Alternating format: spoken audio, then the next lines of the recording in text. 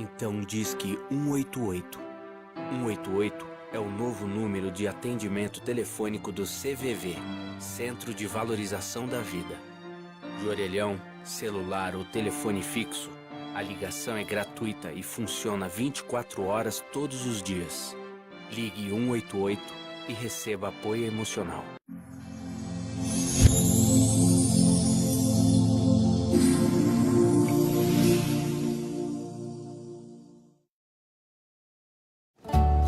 Obrigado por compartilhar mais um sorriso. Obrigado por permitir que famílias inteiras renovem as esperanças. Obrigado por possibilitar que mais uma pessoa tenha saúde para agradecer e para fazer parte desse gesto. Obrigado. Doar sangue é compartilhar vida. Seja também um doador de sangue e junte-se a essa corrente de gratidão. É simples, é rápido e faz bem a todos os envolvidos.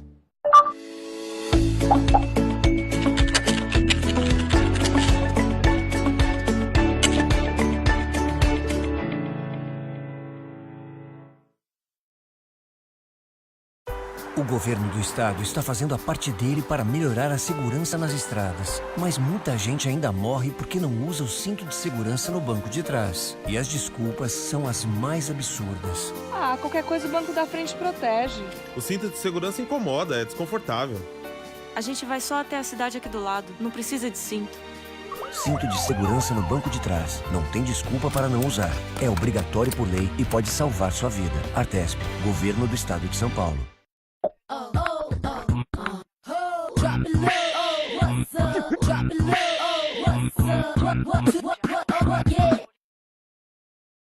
O trabalho escravo ainda existe no Brasil e tira a dignidade de muita gente com trabalhos forçados e jornadas exaustivas. São pessoas submetidas a condições degradantes. O Ministério Público Federal atua para combater esse crime, punir os responsáveis e resgatar a dignidade.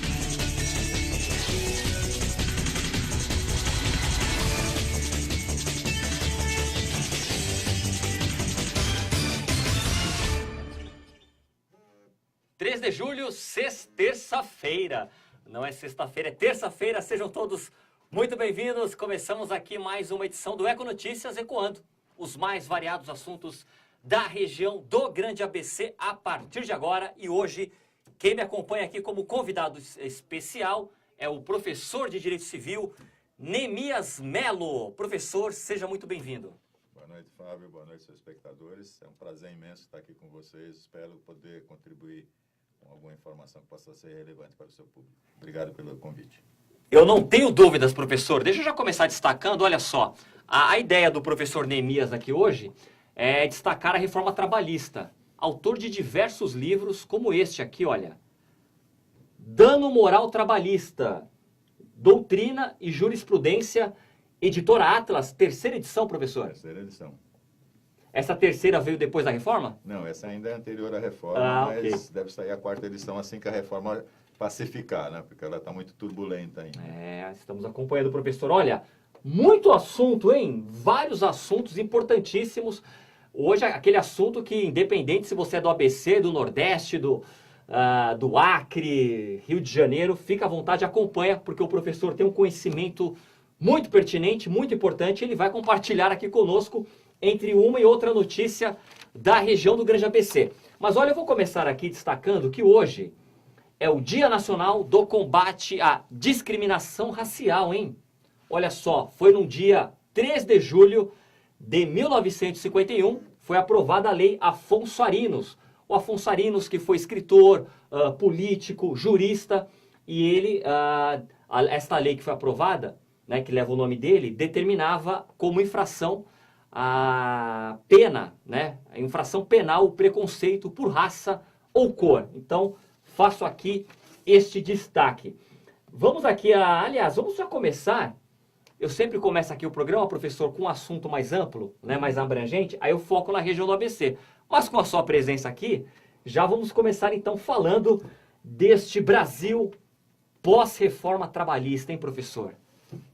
É um Brasil que mereceria várias outras reformas, né? Infelizmente, vai sobrar para o próximo presidente, Porque você tem algumas reformas que, embora indigestas, elas precisam ser feitas. A reforma trabalhista é uma dessas também. Poderia ter sido melhorada? Sim, mas infelizmente a gente tem um Congresso também, Fábio, que peca pela falta de competência, né? Aliás, as instituições no Brasil hoje estão muito enfraquecidas, né? A gente tem que defender as instituições, independentemente dos homens, mas nunca tivemos um Supremo tão ruim quanto esse que está aí, e nunca tivemos um Congresso nacional tão péssimo, de péssima qualidade como esse que está aí, né? Então, quer dizer, é um momento importante para o Brasil, essa transição agora das eleições de 6 de outubro, e vai vir, quem quer que seja eleito como presidente, vai ter que enfrentar algumas reformas inadiáveis, como a própria reforma da Previdência, que foi um dos grandes embates aí passados. Mas nós temos uma reforma tributária que precisa ser feita, a reforma política, porque se você for ver, Fábio, o que eles fizeram de reforma política o ano passado, simplesmente uma vergonha. A reforma política só criou o fundo partidário e agora o dinheiro público que poderia ir para a saúde e educação vai financiar campanhas. Verdade. Foi a única coisa que fizeram. E criaram uma cláusula de barreira, assim mesmo não para aplicar nessa eleição, só a partir de 2020, visando diminuir o número de partidos. Mas nós precisamos de muito mais coisas, do ponto de vista da reforma política, para que haja uma representatividade mais consentânea com a democracia que esperamos seja construída, né? A reforma trabalhista ainda vai sofrer muitos embates, ainda tem muita coisa para esclarecer e há, nesse meio tempo, uma insegurança jurídica, porque cada juiz está interpretando da forma como entende, cada advogado se sente, de uma certa maneira, inseguro, porque você não tem um rumo certo pelo qual seguir. Enfim, ainda vamos ter alguns problemas para dirimir no curso aí dos próximos meses. E você que está me acompanhando, qual é a sua opinião sobre a reforma trabalhista? 7 meses, hein? É o Brasil, olha como diz o nosso GC, o Brasil pós-reforma. Ô, professor, nós recebemos aqui, né, o ABC é berço do sindicalismo. Sim, com certeza. O ABC é conhecido nacionalmente pela questão sindical. E nós sempre recebemos aqui os sindicalistas. E uma crítica que é muito feita na questão da reforma trabalhista é que ela foi divulgada, ela foi apresentada em vários momentos como algo que iria criar empregos, vai gerar empregos. Vários deputados aí que na hora de votar, que defenderam, se você pesquisar, né, se pesquisarmos, tem lá como uma defesa a criação de empregos. E o que nós estamos acompanhando, aí não é opinião, é só nós pesquisarmos aí dados do IBGE, dados do CAGED, do Cadastro Geral de Empregados e Desempregados do Brasil, é que as vagas formais não cresceram e as vagas informais, né, o trabalho informal que acelerou, ou seja, essa tão esperada aí geração de empregos não veio com a reforma. Qual que é a sua análise, a sua leitura em cima desse discurso? Olha, numa certa medida, a reforma ela daria um pouco mais de segurança jurídica para o empregador, na exata medida em que algumas questões que antes não estavam reguladas passaria a ser regulada a partir da reforma. Com isso, qual era a expectativa? Você, como empresário, valeria mais a pena você cumprir formalmente a contratação do que se manter na informalidade. Porque o que acontece muito na prática, Fábio, o custo para a empresa contratar alguém é um custo elevadíssimo. Grosso modo falando, o empregado custa 2 vezes o seu salário, pela incidência de vários tributos, taxações e outras coisas, né, outros recolhimentos. Então, além disso, você tinha uma justiça do trabalho que vivia, numa certa medida, a partir da própria sensibilidade que o trabalhador é sempre a parte mais fraca, o que é verdade, e que, portanto, a justiça ela tinha já um viés meio pró-trabalhador, independentemente até da questão jurídica posta. Então, na verdade, a reforma teria como ênfase criar um ambiente jurídico de maior segurança para o empresário, na expectativa de que, com essa segurança, o empresário pudesse contratar mais. Ocorre que, tão logo ela foi promulgada, já teve que ser feita um aditamento através de uma emenda, né? Aliás, através de uma medida provisória, desculpa a expressão, em que o presidente atendia parte dos reclamos da bancada do Senado, que atentou para algumas imperfeições que tinha na lei originalmente aprovada. Só que essa medida provisória tinha prazo certo para perder a vigência.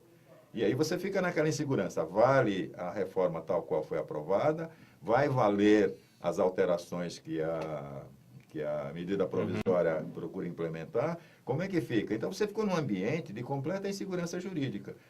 Além disso, tem que considerar que várias ações estão no Supremo Tribunal Federal questionando inúmeros aspectos também da reforma.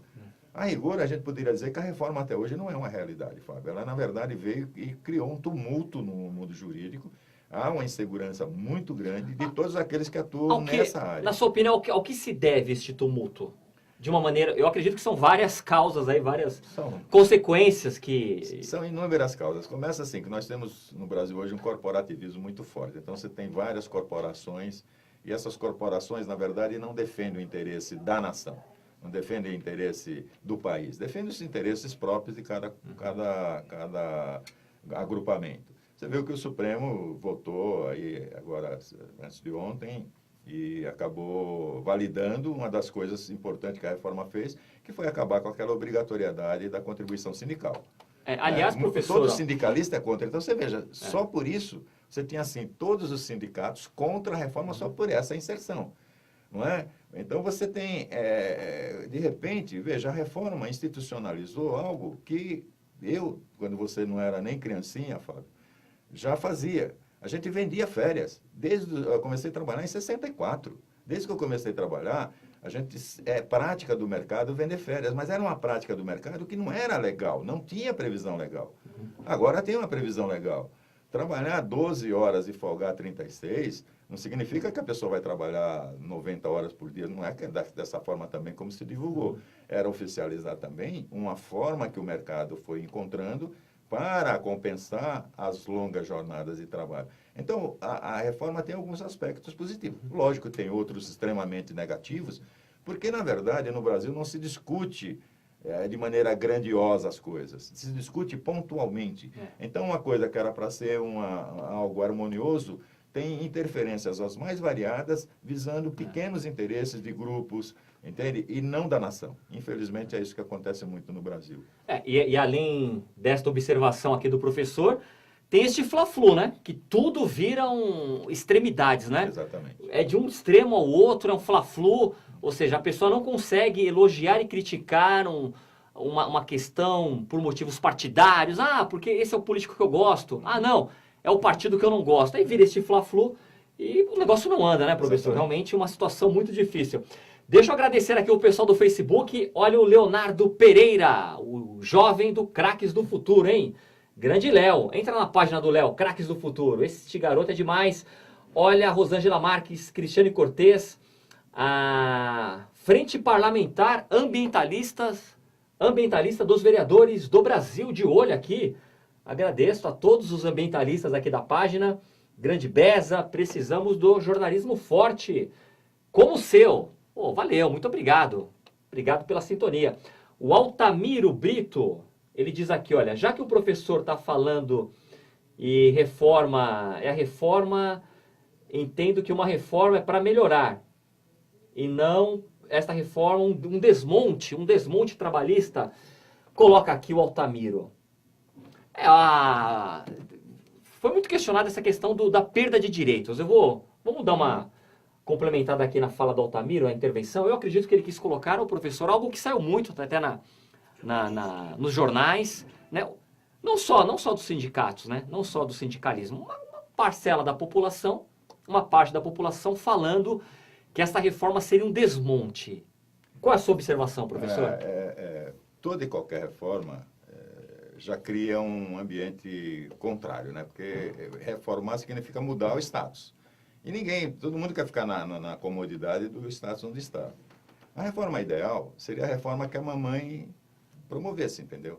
Só que no regime democrático não existe reforma ideal, porque a reforma ideal, Fábio, seria a reforma que você fizesse, seria ideal para você, mas talvez não fosse para mim. A que eu fizesse seria ideal para mim e não valeria para você. Então a gente precisa entender que num ambiente democrático, na democracia não é todo mundo pensando igual. Democracia é um regime, não é, de convivência dos contrários. Agora, é preciso ter regras. E você tem uma regra que hoje no Brasil as leis são aprovadas por um Congresso. Agora, esse Congresso é uma vergonha. Né? Esse Congresso me envergonha.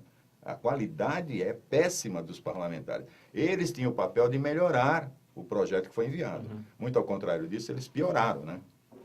Tanto que depois no Senado, um afogadilho de aprovar, os senadores apontaram uma série de inconsistências, uma série de perdas de direito e de coisas até absurdas que foram aprovadas na Câmara, o que motivou, inclusive, a edição da tal da medida provisória que tentava minimizar os efeitos nefastos de uma parte da reforma. Agora, não se pode jogar tudo no lixo. Lógico que a reforma tem um monte de coisas equivocadas e recrimináveis. Por exemplo, para eu ingressar com ação na Justiça Trabalhista, eu tenho que recolher custas se eu ganhar mais que R$ 2.700. Isso é um absurdo. É negar o meu direito de acesso à justiça. O professor está falando do trabalhador, é isso? O trabalhador que pode ser prejudicado. O trabalhador, para ingressar na Justiça, anteriormente à reforma, ele gozava da presunção de necessidade econômica. Portanto, pedir justiça gratuita ele tinha, independentemente do salário. Hoje, a regra é que acima de R$ 2.700 eu vou ter que recolher custas. Agora, olha só, olha a incongruência. Eu estou desempregado, preciso brigar pelos meus direitos na justiça, vou ter que desembolsar recursos que eu não tenho para pagar as custas do processo. E pior, se eu perder a ação, eu vou ser condenado em honorários advocatícios para a parte contrária. Quer dizer, sabe, é como inibir, primeiro é negar o acesso à justiça, e no segundo momento é inibir que você postule na justiça os seus direitos. Então, é um absurdo, absurdo, é inconstitucional, a meu ver, esse tipo de forma. Professor Neemias, e inclusive, em cima desse cenário que o professor bem ilustrou aqui, nós estamos acompanhando vários levantamentos, caiu o número de processos trabalhistas. E muitos jornais aí, segundo o meu ponto de vista, ao meu ver, colocando até de uma maneira super positiva esta queda, não é positiva. Esta queda de trabalhadores na justiça. Agora, né, eles não estão, a grande imprensa não tem colocado o motivo desta queda, que eu acredito que é muito em cima do que o professor falou. O trabalhador, se perder, tem que pagar uma multa, como é que fica? Fábio, tem outra coisa que é condenável também. Ao postular em juízo, o advogado já deve quantificar o que o trabalhador está pleiteando. Muitas vezes não dá para fazer isso. E se você entrar com o chamado pedido ilíquido, que a lei permite, né, a lei de processo, que é o Código de Processo Civil, permite, pela reforma trabalhista não permitiria, segundo o entendimento de alguns juízes. Então você vive hoje um mar de insegurança. Sabe, a insegurança de postular quando a pessoa realmente tem direito e, eventualmente, a ação já ser morta no nascedouro, não pela análise do mérito, mas porque você não preencheu determinados requisitos formais. Então, há um momento de insegurança muito grande, porque, infelizmente, na Justiça do Trabalho, não há uma uniformidade de pensamento com relação aos juízes. Então, eu acho que mesmo você vem aqui em Santo André, na vara da Justiça do Trabalho, cada juiz vai ser um código, por assim dizer, e o advogado fica numa situação de insegurança e não pode rifar, por assim dizer, os direitos do seu cliente. Então, o que há no momento é muita demanda, como sempre teve, só que os advogados estão mais cautelosos e estão segurando para ver se clareia esse ambiente jurídico para poder promover as ações que estão, digamos, represadas.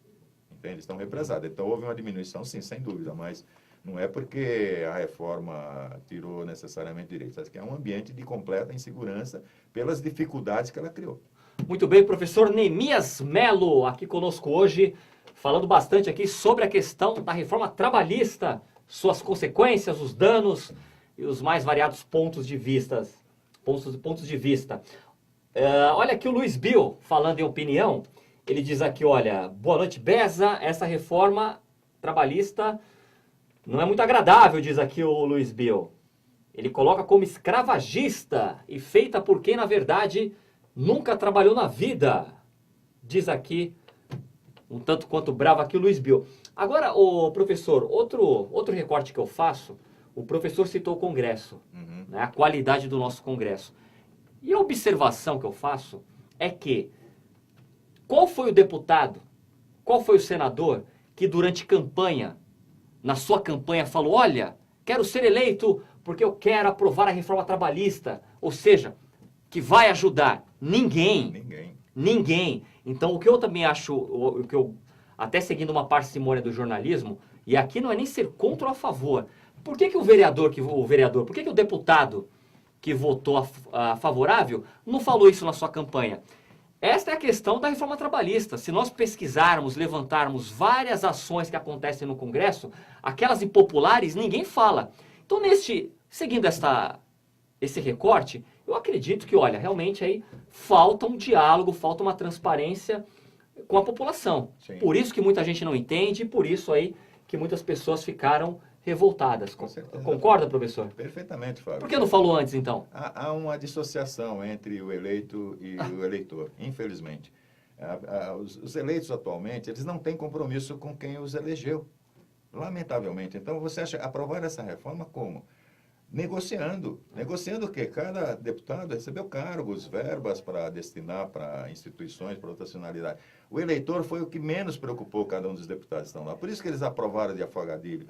Quando, na verdade, a Câmara seria o local apropriado para um grande debate em que a sociedade fosse chamada, através das suas representações, as mais variadas, inclusive e principalmente, nesse caso, os sindicatos. Mas isso não ocorreu, Fábio.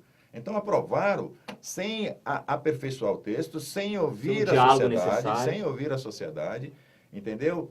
Em troca de interesses escusos, que eu não posso aqui falar de público, porque não participei, mas com certeza nós sabemos, todos nós, que houve trocas de favores para que os deputados aprovassem da forma como aprovaram no afogadilho essa reforma. Só podia dar no que deu, né? Infelizmente, temos também hoje muito questionamento no Supremo, que também não é garantia de que saia algo bom de lá também, né? Porque, infelizmente, o Supremo nosso também está... Daqui a pouco vamos destacar a questão do Supremo, na opinião aqui do professor Neemias. Deixa eu agradecer a Cida Faveiro. Boa noite, Cida. Olha, Marimar Gestão Ambiental, eu conheço esta consultoria, hein? São Bernardo na Rede, EcoTV. Olha aqui a Mariana Janiak, Beza, precisamos melhorar a qualidade do nosso voto. Urgente. Agradeço também a Kátia Fialho. O Poder Legislativo deveria ter estudado a matéria. Tal mudança veio de fato para tumultuar e piorar de forma grandiosa o judiciário a custas, né, processuais, as custas processuais. É um absurdo, diz aqui a Kátia. Vou pedir para o meu querido Eric colocar, o professor inclusive já comentou, foi matéria da Folha de hoje, o Supremo aí, tem até uma foto da Folha, o jornal que destacou, olha lá, olha o Alexandre de Moraes ali na capa, né, destacando que o Supremo seguiu a reforma trabalhista e validou o fim do imposto sindical. Foram 6-3. Os ministros, então, mantêm regra que só permite o desconto com autorização expressa do trabalhador. O professor já comentou essa ação, mas mais alguma observação, professor? Né? Não, com relação a isso especificamente não, mas tem vários outros questionamentos, né, da reforma que estão no Supremo, e você viu mesmo numa questão como essa, o Supremo hoje é uma instituição dividida, é uma instituição que carece de credibilidade pública hoje, a meu ver, não está legitimado. Você veja que a semana passada a segunda turma soltou o José Disseu, que comprovadamente roubou milhões e milhões aí da Petrobras e outros órgãos. E ontem, por exemplo, o ministro Dias Toffoli, em voto monocrático, negou a liberdade a um morador de rua que roubou uma bermuda de R$10, bermuda essa que foi recuperada.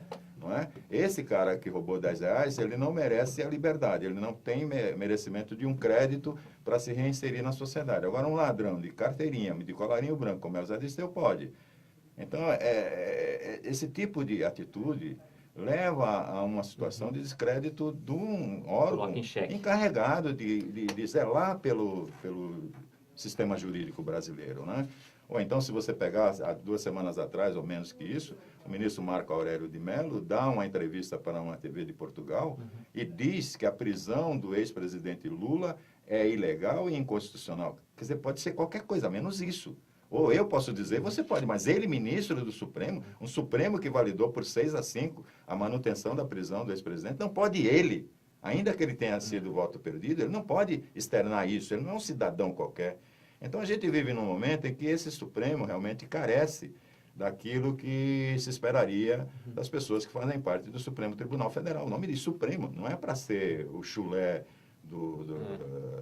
da legislação, entendeu? Eles devem cuidar do respeito à Constituição e do respeito ao equilíbrio entre os órgãos envolvidos na democracia, que é o Poder Executivo e Legislativo, principalmente. O professor, né? e tem até um exibicionismo aí que eu também concordo.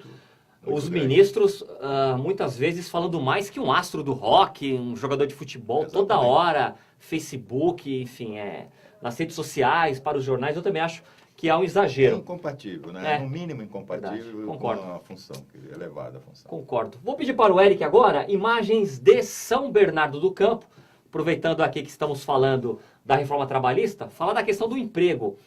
Olha só o número de inscritos para o concurso lá em São Bernardo. Bateu recorde. 99.871 inscritos. Resultado, as inscrições, como diz o nosso GC, olha lá, para o preenchimento de 782 vagas na prefeitura, chegou nessa média, ó, de uma vaga, né, com média de 825 pessoas por vaga.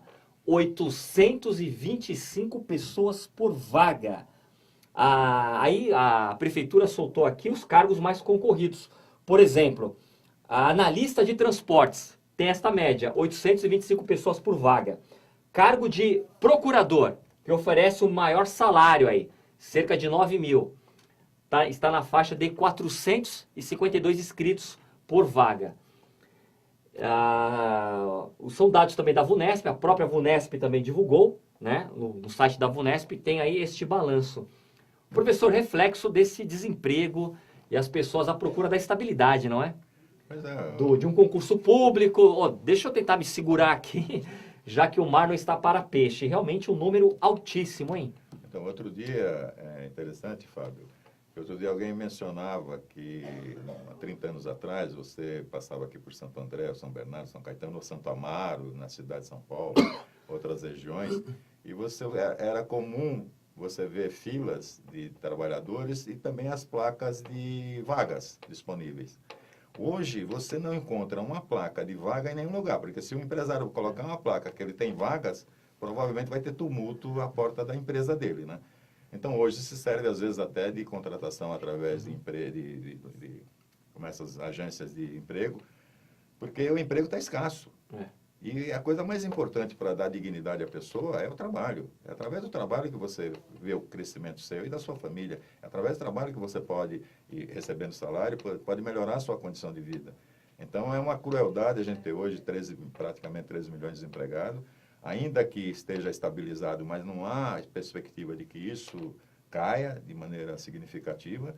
E sem contar aquilo que você já mencionou, tem o chamado emprego aí marginal, né? Esse emprego informal, que nem aparece nas estatísticas como desempregado, porque se a gente for ver menos desempregados, talvez seja o dobro dos 13 milhões que estão aí, né? Então é uma crueldade isso. Também. E quando há um concurso, aparece aí um retrato claro do desespero da população, né?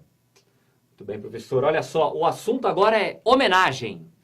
Aos 71 anos, o ex-vereador de São Bernardo, Wagner Lino, do PT, né, morreu ontem, nesta segunda-feira, vítima de câncer nos rins.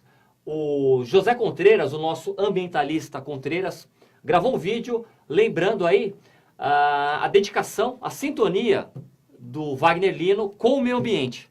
Vamos ver?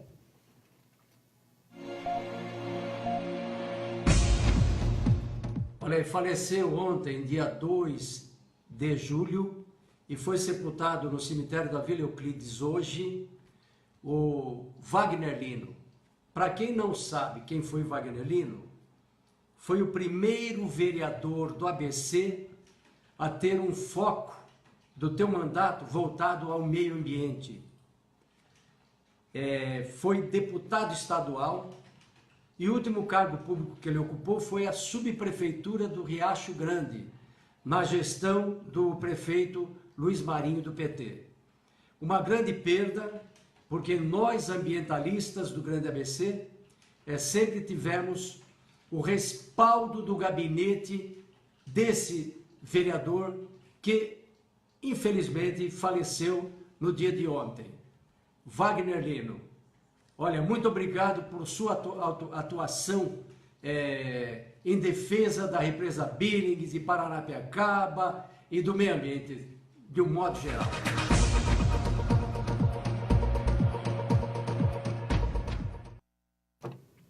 É a história do Grande ABC aqui na tela da Sueco TV. Eu preciso chamar o intervalo, mas olha, no próximo bloco, hein, um dos assuntos que eu vou tratar aqui com o professor Neemias, dano moral trabalhista, que é o título deste livro. Professor, o que eu conheço, né, o que eu tenho de amigos que já reclamaram, que já falaram dessa questão de danos morais no ambiente de trabalho, é um número impressionante.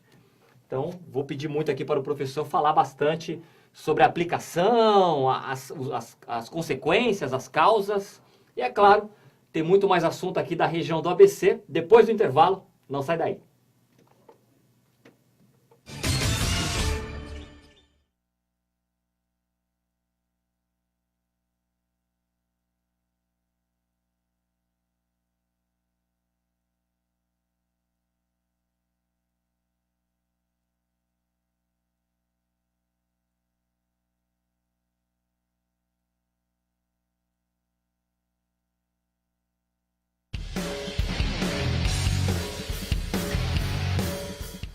Somos a Tebom Suspensões, estamos no mercado de suspensões especiais há mais de 18 anos.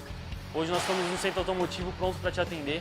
Aqui no centro automotivo nós fazemos instalação de suspensão a ar, fixa, rosca, balanceamento, cambagem, alinhamento, tudo isso para te atender da melhor forma possível. Tá? Somos referências de suspensão, Tebom Suspensões.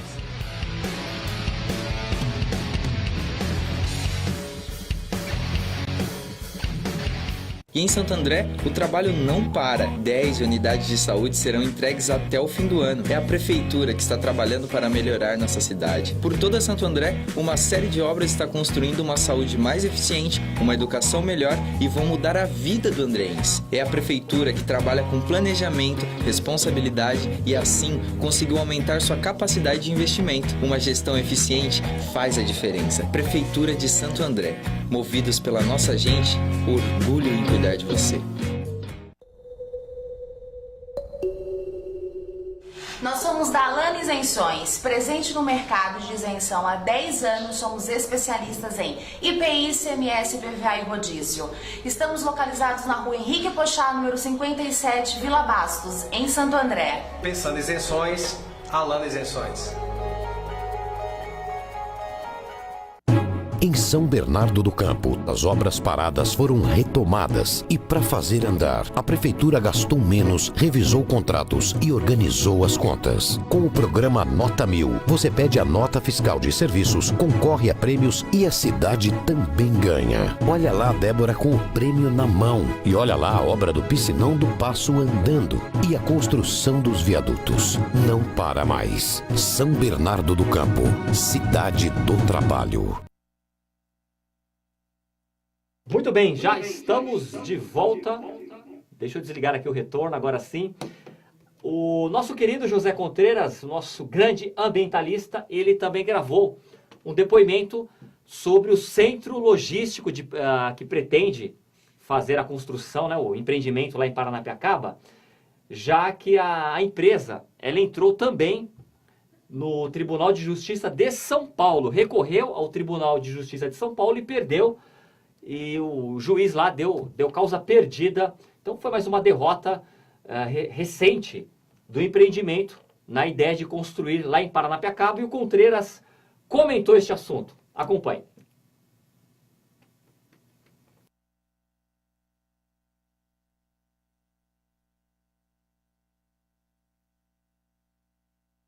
Olha aí, pela segunda vez, desde abril para cá, a audiência do Centro Logístico Campo Grande, ou mais chamado de Porto Seco, ali em Paranapiacaba, foi adiada pela segunda vez. E dessa vez, o IFAM está envolvido nessa questão. O presidente do Movimento de Defesa da Vida do Grande ABC, Virgílio Alcides de Farias, ele elaborou um documento muito preciso, entrou aqui no Fórum de Santo André e uma juíza acatou a audiência a suspensão da audiência que ocorreria agora no dia 28 na Casa de Portugal.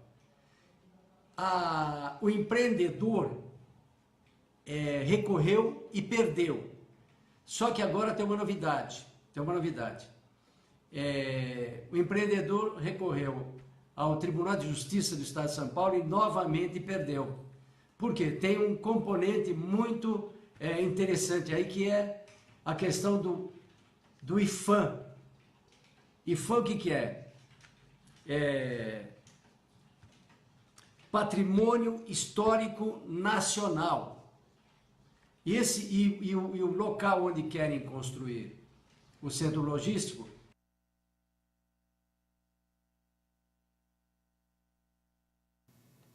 Muito bem, programa ao vivo é assim mesmo, né? Acontece. Um abraço ao nosso querido Contreiras. Ô, professor, vamos falar agora sobre este livro, Dano Moral Trabalhista. Porém, antes, até destacar aqui, eu confesso que eu achei muito bacana, a assessoria enviou aqui para nós vários artigos que o professor publicou. Eu comecei a ler os títulos. Eu até pensei, eu vou fazer um programa com o professor, né? Vou entrevistá-lo só comentando os títulos dos artigos. Por exemplo, O Direito de Morrer com Dignidade. Só um título desse já daria um programa. Só comentar este assunto aqui já ficaríamos 1 hora conversando. Fala deste artigo de maneira específica e como é que o professor tem aí publicado, tem também seguido a área um escritor mesmo falando. Eu acredito que o intelectual não é aquele que retém o conhecimento, né? O grande intelectual é aquele que consegue passar o seu conhecimento. E realmente aqui o professor, né, pelos livros e os artigos, tem feito isso, professor. Meus parabéns. Agora fala deste artigo, hein? O Direito de Morrer com Dignidade. Bom, Fábio, a dignidade da pessoa humana é um direito constitucionalmente assegurado. Está no artigo 1º da Constituição, que todos nós temos direito à dignidade. Mas que dignidade é essa? É a dignidade não de se vestir bem, não é a dignidade de ter cargo, ter função, é a dignidade de ser digno por ser humano. É um aprendizado que o mundo passou a valorar, principalmente depois das atrocidades que foram cometidas na Segunda Guerra Mundial. Não só pelos alemães que exterminaram judeus, mas também pela União Soviética, que comodamente não menciona, mas exterminou muitas etnias no período de guerra. Ou seja, prega-se hoje, em qualquer lugar do mundo, que a pessoa humana seja respeitada como tal. Só por ser pessoa humana, você é digno de ter garantia à vida, garantia à integridade física, à incolumidade psíquica, não é? Você tem que ser respeitado como um todo. Agora, se eu tenho o direito de viver com dignidade, eu também devo ter o direito de escolher se eu quero morrer de maneira digna ou indigna. Em dadas situações, a pessoa pode ser levada a viver como um vegetal. E talvez eu não queira isso, como pessoa humana. Talvez não seja digno para mim morrer naquela situação. Talvez não seja digno para os meus familiares conviver com uma situação em que a pessoa efetivamente não tem a menor possibilidade de recuperação e vai ser mantida mediante aparelhos ou tratamentos excepcionais, mas sem nenhuma perspectiva. Então, vejam, onde fica a dignidade da pessoa humana? Não é? Nós vimos recentemente, agora não me lembro o nome, mas um escritor, não me lembro de que país agora, Eslováquia, sei lá o que, com quase 100 anos, foi um Nobel da Paz que foi para a Suíça para poder morrer, já que ele entendia que tudo que ele podia já ter dado para o mundo já o fez, e que daqui para frente continuar vivo seria para ele uma exposição que o levaria a uma condição vexatória, talvez denegrindo a imagem que ele construiu com tanto esforço ao longo do tempo. Então, alguns países têm já leis regulando essa matéria. Aqui na América do Sul, mesmo a Argentina, em 2010, a Argentina aprovou uma lei chamada Lei da Morte Digna. O que é a Lei da Morte Digna? É permitir ao paciente, quando ele pode externar, ou mesmo à família, escolher, claro, sempre com assistência médica, com pareceres. No caso da Argentina, precisa pelo menos 2 pareceres na mesma direção, da irreversibilidade de determinada situação. Vai manter-se aquilo para o quê? não é? E na Argentina foi inspirado no caso de uma menina que tinha 2 anos, foi diagnosticada com um mal que seria irreversível, estimaram que ela teria mais 4 ou 5 anos de vida e prolongou o sofrimento daquela criança e da família. Foi inspirado nesse caso que acabou surgindo essa lei. Mas nós temos isso até nos Estados Unidos, que nos Estados Unidos a legislação é por estado, temos alguns estados que já permitem essa possibilidade. No Brasil, se você quiser me ajudar como médico ou como pessoa, é incitação ao homicídio, ao suicídio, e por conseguinte é crime, você pode sofrer as consequências. Então a gente está, na verdade, pregando que é preciso abrir essa caixa preta e tratar essa coisa não apenas como uma coisa religiosa, mas como uma coisa científica de ordem muito objetiva e concreta. Professor Neemias Mello aqui conosco hoje, hein? Concordo, viu, professor? Quando o professor citou aí a Alemanha e a União Soviética, né? Falando da Primeira Guerra, eu pensei aqui comigo, que diga a Polônia. Porque, até aproveitando esse clima partidário, as pessoas às vezes se deixam levar por bandeiras partidárias de ambos os lados, de todos os lados. Por exemplo, o próprio Hitler, né? Quando ele começou lá a sua trajetória maluca, ele falando que queria acabar com os comunistas. Aí na hora quando ele quis invadir a Polônia, ele foi conversar com os comunistas, aí foi tudo ok, né? Os comunistas aceitaram, então ficou a União Soviética de um lado, a Alemanha do outro e a Polônia, meu Deus, né? Acabaram com a Polônia. Ô professor, outro artigo que eu achei bem interessante aqui, e este é muito recorrente, eu acho que muitas pessoas já passaram por tal situação, é este aqui, olha, dano moral pela inclusão indevida no Serasa. Né? É o nome sujo na praça, ou não, né? Ou não era para estar lá. Fala um pouco sobre isso, professor. Inclusão indevida? Inclusão indevida é muito comum acontecer, principalmente com o sistema tecnológico de hoje, né, Fábio? Você imagina que nós hoje somos identificados. Se você sair daqui e for numa faculdade, se você falar que é o Fábio, não interessa. Você tem um número lá, que é o RA. Se você vai na praça fazer uma compra, o seu nome pouco importa, é o seu CPF, não é? Então, veja, na hora que nós temos todo esse mecanismo aí de mercado de massa funcionando, basta o banco, por exemplo, digitar o seu CPF e mudar um número, que não é o seu nome que vai parar no Serasa, vai ser o nome de outra pessoa. E o pior, essa pessoa só vai descobrir esse erro no dia que ela for utilizar o crédito, normalmente de uma maneira vexatória. Né? Porque aí alguém que está ali vendendo vai dizer, espera um pouquinho, deixa eu ir fazer uma consulta. Quando volta a falar que você não pode comprar porque você tem um apontamento, não adianta você tentar se explicar para a pessoa. Você já é um mal pagador para aquela pessoa, você é um caloteiro. E o pior, o Serasa é uma espécie, eu chamo nesse artigo, o Serasa de um tribunal de exceção. Tribunal de exceção, Fábio, é aquele no qual você não tem direito de defesa, você já é previamente condenado. Então, ou seja, a inclusão, as empresas têm o poder de incluir seu nome e não dá justificativa nenhuma para isso. Sabe, qualquer empresa hoje paga, eu não sei se você sabe, mas qualquer empresa faz um convênio com o Serasa e recebe as informações do Banco de Dados Serasa. Essa empresa pode incluir quem ela quiser. Então, ou seja, primeiro condena e você depois que corre atrás do prejuízo. É um tribunal de exceção e é uma empresa que fatura horrores, hein? Fatura horrores exatamente fazendo o quê? Defendendo os interesses dos grandes conglomerados. Mas isso poderia ser feito com mais parcimônia, porque o trabalhador, que é o consumidor, que é aquele pequeno que vai depender do seu crédito, pode ser excluído do mercado de consumo por falta de crédito. Como é que eu troco a minha televisão se eu ganho um salário mínimo, se não for mediante o crédito? Como é que eu troco o fogão ou a geladeira se eu ganho 1 ou 2 salários mínimos? Tenho que ter crédito. Crédito é um direito importantíssimo, é um direito constitucionalmente assegurado ao consumidor, que pode ser simplesmente negado por uma ação, digamos, aí, unilateral do fornecedor de produtos e serviços. São os abusos do mundo contemporâneo, hein, professor? Os abusos. Eu assino embaixo, o professor falou muito bem essa questão do nome, né? De que vale o nome, né?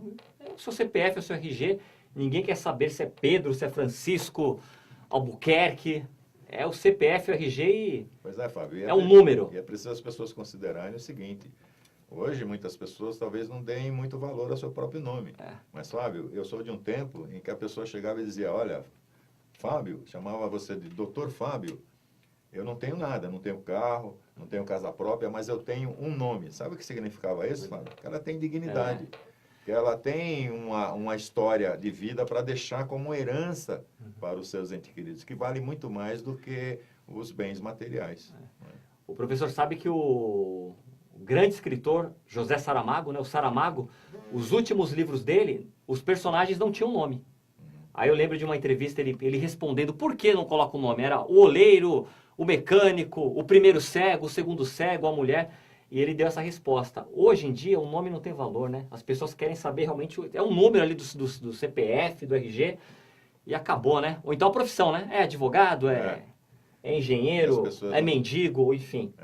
É isso que importa, infelizmente. Verdade, professor. Olha só, falar agora da fundação, da gestão da Fundação Santo André, já que o Ministério Público, ele acolheu a programação, né, o programa de gestão da Fundação Santo André. Lembrando que, inclusive, no mês passado nós estivemos lá, teve uma coletiva de imprensa com a Fundação, e eles até apresentaram este programa, esta gestão, e agora o Ministério Público, então, acolheu, certo? Se nós tivermos a imagem da Fundação, Léo, pode colocar, senão eu pulo aqui o assunto. É a matéria 7, imagens da Fundação. Olha lá a Fundação. Na verdade, a Fundação ABC e a Fundação Santo André no mesmo local, né? As duas ali no mesmo local, estamos vendo a imagem da Fundação. Então esse destaque, olha lá, que o Ministério Público, né, acolhe o programa de gestão da Fundação Santo André. Eu até citei, eu marquei aqui uma frase do reitor, o Francisco Milreu, né? Milreu, e falando que o acolhimento da curadoria de fundações ao programa mostra que a gestão lá está no caminho certo. Fala do consórcio agora, fala do consórcio intermunicipal do Grande ABC, que olha, o consórcio entrou no Tribunal de Contas do Estado e quer aí que Diadema seja incluída no município como inadimplente. Ô professor, falando em inadimplentes, falávamos aqui do Serasa, olha o que está acontecendo aí com o município. Então, vamos lembrar que Diadema deixou de fazer parte do colegiado de prefeitos em julho do ano passado. Desde então já acumula uma dívida de mais de 11 milhões, referente ao rateio aí entre as prefeituras, que é feito para custear o funcionamento. E agora o consórcio entrou então formalizou um ofício aí junto ao Tribunal de Contas do Estado. Mais uma informação aqui antes de voltarmos aqui ao professor. Falar da programação de férias no Sesc Santo André, julho, mês de férias, o Sesc com uma programação super interessante, como peças de teatro, músicas, entra lá, shows musicais, intervenções artísticas, exposições. Só você entrar no site lá do Sesc Santo André, que tem toda a programação de julho lá no site, certo? É o mês de férias, um mês gostoso, não é, professor? Um mês de aproveitar, agora com Copa do Mundo, hein? Imagina quem está de férias agora. De férias, liga a TV, tem um jogo da Bélgica aí. Aliás, a Bélgica que ganhou bem ontem, né, do Japão. É muito bacana mesmo. Professor, dano moral. Agora falamos de alguns artigos. Destacar agora aqui este livro, fazendo um link com esta reforma, né?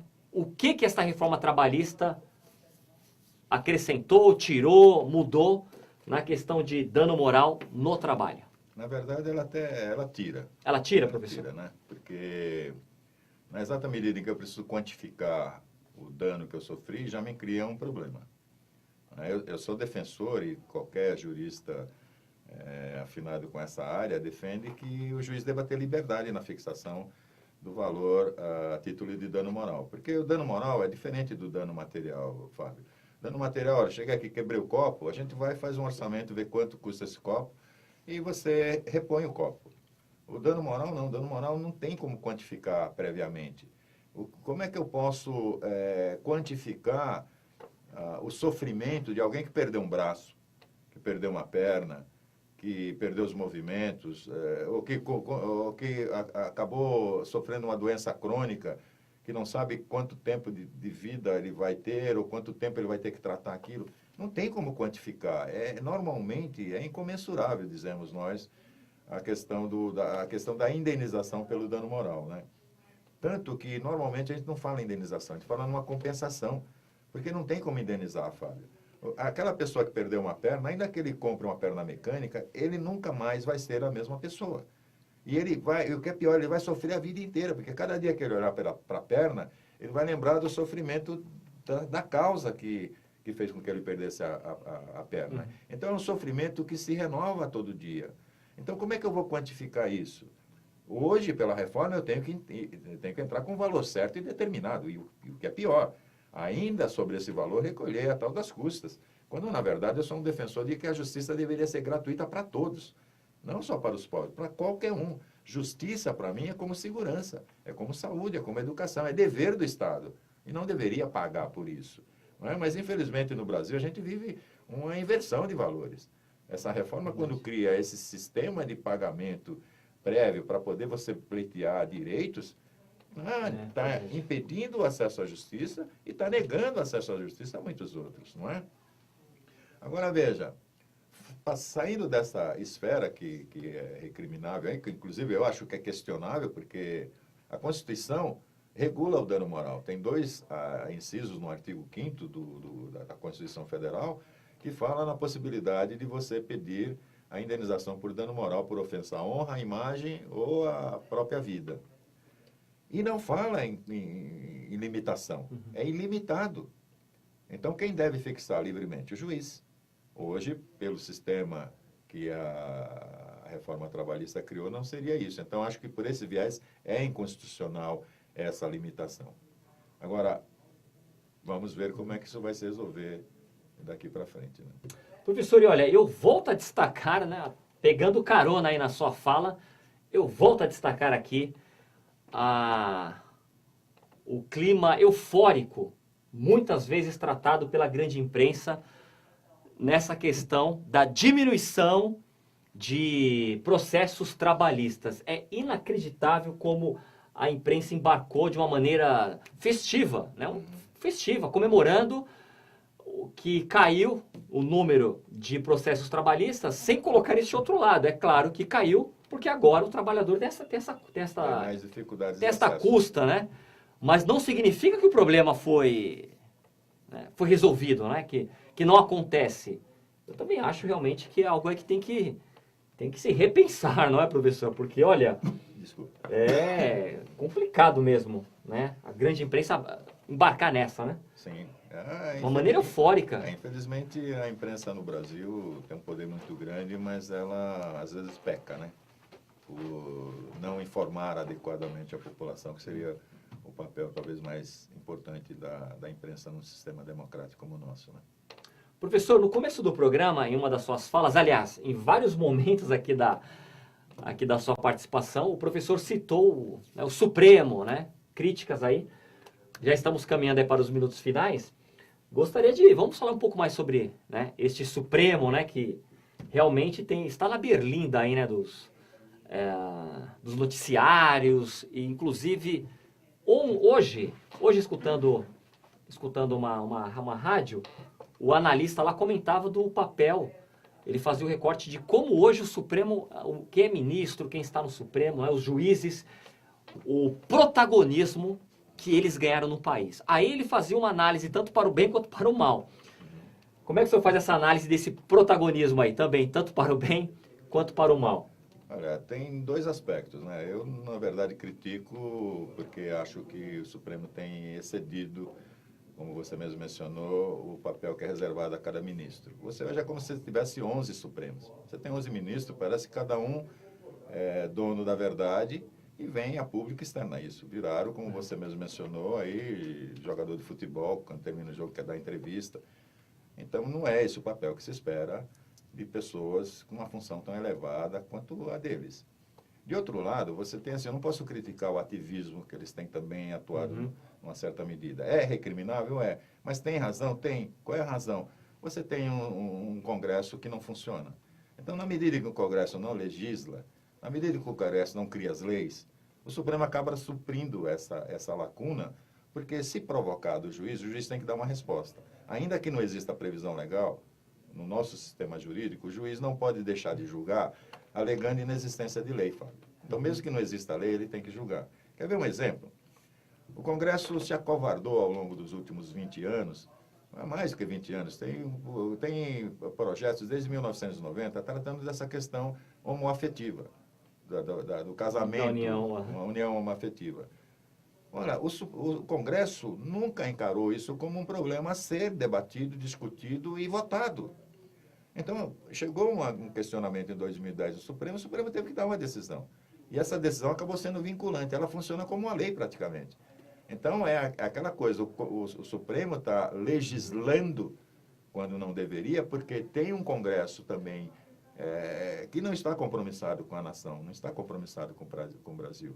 E que, portanto, não legisla. E quando legisla mal, como fez com a reforma trabalhista, que gerou meia dúzia de ações de inconstitucionalidade nesse mesmo Supremo.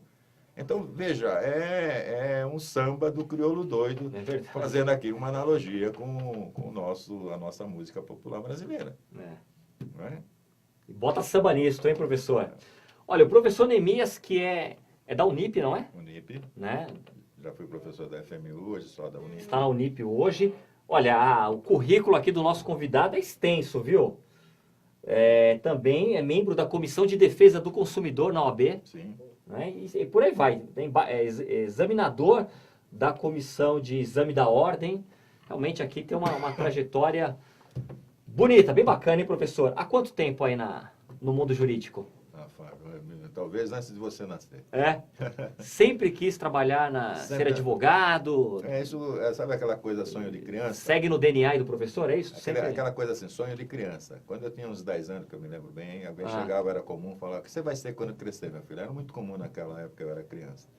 E eu não tinha dúvida em afirmar que seria advogado. Tanto que eu nunca prestei concurso para nada, Fábio. Podia ter prestado concurso para delegado, promotor, juiz, nunca me interessei, não prestei nenhum concurso na minha vida. E mesmo agora, com o renome que eu tenho, que eu poderia estar, por exemplo, disputando uma vaga pelo 5º Constitucional, também nunca me interessei em fazer isso, embora muitos colegas digam, por que você não se coloca? Você tem nome, tem um currículo, tem história. Não me interessa, eu não me vejo como juiz, eu me vejo como advogado. Então, para mim a profissão mais linda do mundo. Amo a advocacia e acho que sou feliz por fazer o que gosto, né? Sem puxação de saco aqui, realmente eu também acredito que é uma profissão super importante, inclusive ela é tão importante, por exemplo, eu, né? Se eu tivesse tempo, possibilidade, eu faria uma faculdade de Direito, porque imagina o jornalista, a pessoa que, por exemplo, está agora lá no Congresso fazendo uma matéria sobre uma votação, se ela tem um conhecimento jurídico, ele vai dar um baile ali. Não é? Ele não vai falar besteira, ele tem conhecimento jurídico, né? Então, ajudaria muito. Com certeza. Né? Ajudaria muito. Então, eu acho que é um estudo, é um conhecimento que, independente da área, né, a pessoa tem uma noção boa de direito, ela tem uma leitura ampla, não é, professor? Muito bem-vinda, né? Viu, Fábio? Eu costumo dizer o seguinte, que se o médico salva as feridas do corpo, o advogado salva as feridas da alma. Porque mesmo no âmbito civil, quando você consegue uma condenação de alguém que procedeu ilicitamente no âmbito civil, para a vítima é uma espécie de compensação de alma, é o sentimento da justiça feita, não é? Então, ou seja, pensa assim, o médico cuida das feridas do corpo e nós, advogados, da ferida da alma. É isso aí, concordo, professor. Que bacana, viu? Olha, muito obrigado, valeu mesmo, né? Já acabou. Olha, mas passou rápido ou não? Passou rápido, super agradável, mas avise os seus telespectadores. Professor, câmera 3 toda sua, olha lá. Aqueles que quiserem fazer alguma indagação, procure pelo professor, prof, né, Neemias Melo, nas redes sociais. Se tiver dúvida, curiosidade, críticas, eu respondo a todas com o maior carinho e fico envaidecido cada vez que alguém questiona. Então, seus telespectadores, sintam-se à vontade para me procurar e podem mandar as mensagens que nós responderemos com muito carinho. Eu que agradeço a participação, a sintonia. Parabéns pela trajetória. Obrigado, Fábio. Foi um prazer. Achei muito legal, viu, professor? E não deu tempo de falar a metade. Então, já meio que já fica um convite para um próximo programa aí, olha. Assunto é que não falta.